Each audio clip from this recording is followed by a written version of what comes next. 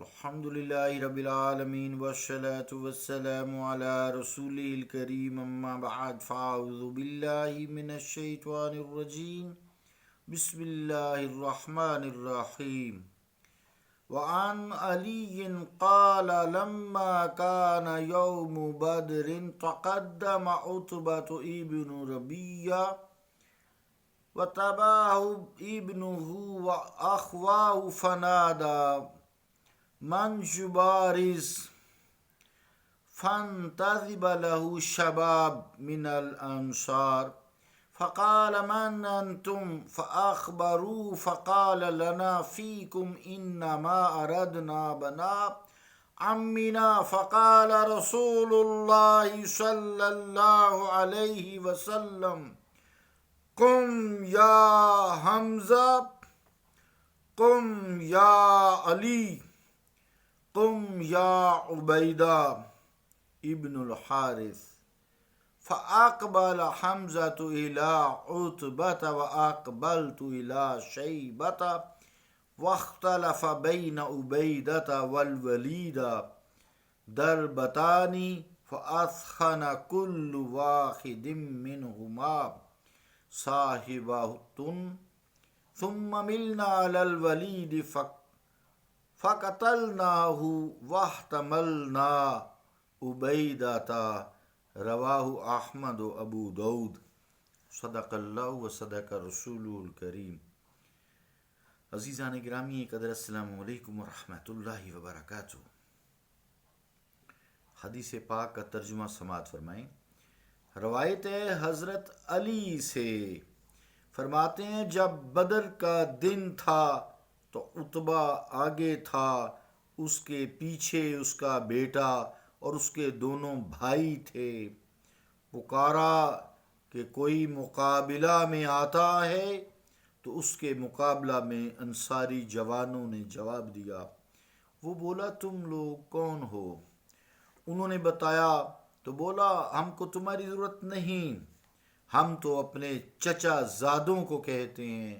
تو رسول اللہ صلی اللہ علیہ وسلم نے فرمایا اے حمزہ اٹھو، اے علی کھڑے ہو جاؤ، اے عبیدہ ابن حارث اٹھو۔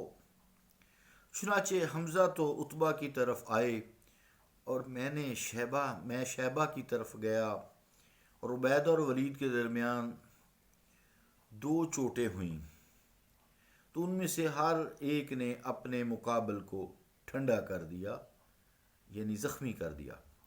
پھر ہم ولید پر ٹوٹ پڑے، اسے ہم نے قتل کیا اور ہم عبیدہ زخمی کو اٹھا لائے۔ احمد ابو داود۔ اللہ اور اس کے رسول کا قول سچا ہے۔ عزیزان گرامی قدر، اس حدیث پاک میں جنگ بدر کا تذکرہ ہے، یعنی ابھی گھمسان کی جنگ شروع نہیں ہوئی تھی، تو اس سے پہلے مبارزت کی جنگ اس طرح شروع ہوئی کہ عتبہ ابن ربیعہ، اس کا بیٹا ولید ابن عتبہ اور عتبہ کا بھائی شیبہ ابن ربیعہ کفار کی صف سے میدان جنگ میں آگے ہوئے اور مسلمانوں سے اپنے مقابل مانگا جنگ کے لیے۔ اسی زمانہ میں جماعتی جنگ سے پہلے شخصی جنگ ہوا کرتی تھی، یعنی ایک ایک شخص ایک دوسرے کے مقابل ہو کر جنگ کرتا تھا۔ اس طرح مسلمانوں میں سے 3 انصاری جوان اٹھے کہ ہم تمہارا مقابلہ کریں گے۔ انہوں نے ان کی اس دعوت کو، چیلنج کو قبول کیا، تو انہوں نے جواب دیا کہ اے انصاریو، تم سے لڑنا ہماری توہین ہے، ہمارے مقابل مہاجرین مکہ قریشی جوانوں کو بھیجو تاکہ قریشی کا مقابلہ قریشی سے ہو۔ حارث ابن عبد المطلب حضور علیہ الصلوۃ والسلام کے چچا ہیں، عبیدہ ان کے بیٹے ہیں۔ عبیدہ شروع ہی میں اسلام لے آئے تھے۔ دار ارقم میں حضور علیہ الصلوۃ والسلام کی تشریف لے جانے سے پہلے ہی عبیدہ عمر میں حضور علیہ الصلوۃ والسلام سے زیادہ تھے، اس وقت وہ بوڑھے ہو چکے تھے۔ ابو داؤد شرح سنہ میں بلکہ مصابی کے بعض نسخوں میں یہ زیادتی ہے کہ حمزہ نے عتبہ کو قتل کر دیا اور میں نے شیبہ کو قتل کر دیا۔ بہرحال دونوں صاحبوں نے اپنے اپنے حریفوں کو واصل جہنم کر دیا، دوزخ میں پہنچا دیا۔ کیوں نہ ہوتا؟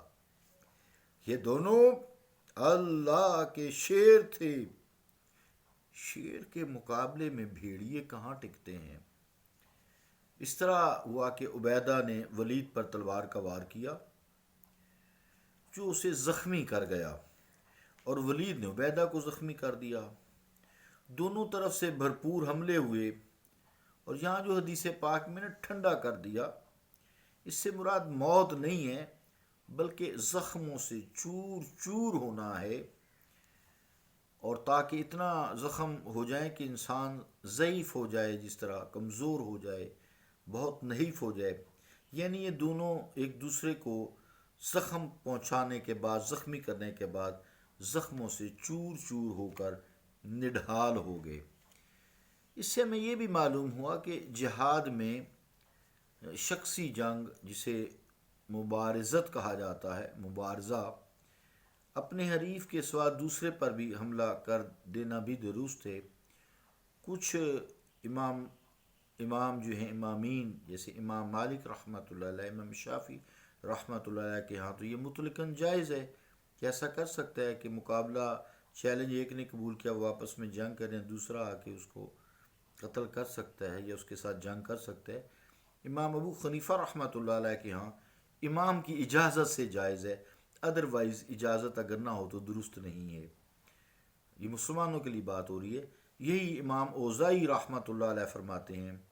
یہاں حضرت حمزہ، حضرت علی کرم اللہ وجہ شیر خدا کا ولید پر ٹوٹ پڑنا حضور علیہ الصلوۃ والسلام کے اشارہ ابرو سے ہوا ہوگا، مبارک ابرو سے۔ چلو بھائی، اشارہ کیا، قتل کرو اسے۔ خیال رہے کہ کتب تواریخ میں ہے کہ حضرت علی ولید کے مقابل گئے تھے۔ جناب علی رضی اللہ تعالیٰ عنہ شیر خدا کرم اللہ وجہ بھی جوان تھے، اور ولید بھی۔ شیبہ اور عتبہ بوڑھے ہو چکے تھے، ادھر حضرت حمزہ اور عبیدہ بوڑھے ہو چکے تھے۔ اللہ رب العالمین ہمارے دلوں میں شوق جہاد کو اجاگر رکھے، اس کی شمع جو ہے وہ روشن رہے۔ جہاد ہی مسلمانوں کا ایک ایسا واحد ہتھیار ہے جس سے کفار ڈرتے ہیں۔ اللہ پاک ہم پہ رحم فرمائے، کرم فرمائے، ہمارے دلوں میں ذوق شوق پیدا کرے، دین کو سمجھنے اور اس پر عمل کرنے کی توفیق عطا فرمائے۔ صلی اللہ تعالی علی رسول خیر خلقہ محمد وعلی آلہ واصحابہ اجمعین برحمتک یا ارحم الراحمین۔